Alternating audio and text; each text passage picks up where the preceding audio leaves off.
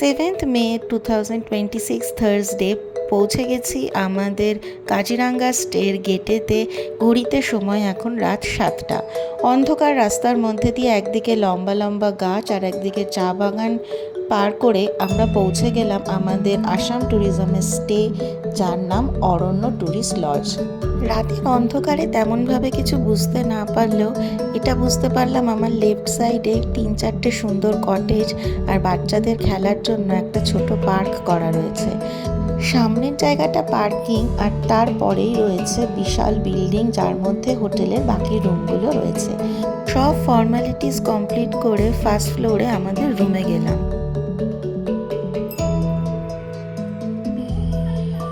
আমরা পৌঁছে গেছি আমাদের কাজিরাঙ্গার অরণ্য ট্যুরিস্ট লজে।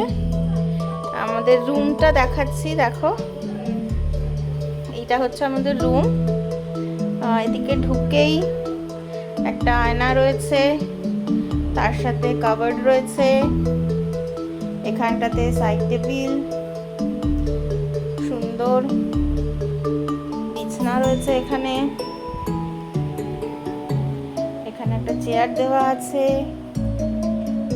এই সাইডটায় জানলা, ও এখানটায় একটা বসার জায়গা আছে, খুব সুন্দর।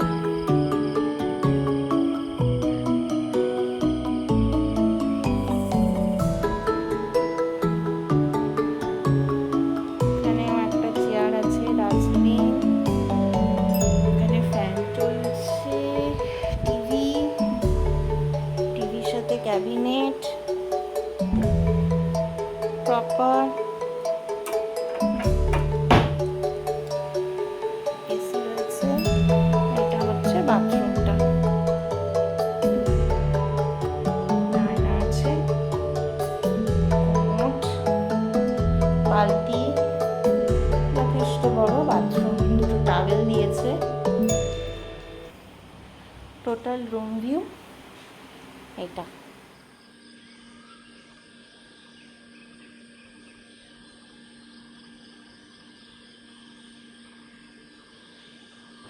আগের ভিডিওয়ে রাতের অন্ধকারে জায়গাটা ঠিক করে না বুঝতে পারলেও এখন আশা করি তোমরা প্রত্যেকে বুঝতে পারছো। সকালে ঘুম থেকে উঠে এরকম ঝিঝি পোকার আওয়াজ, পাখির ডাক আর চারিদিকে সবুজ দেখলে সবারই মনটা ভরে যায়। লজের ফুল ডিটেলস, বুকিং নাম্বার আর জিপ সাফারির সব কিছু একদম ভিডিও শেষে আছে।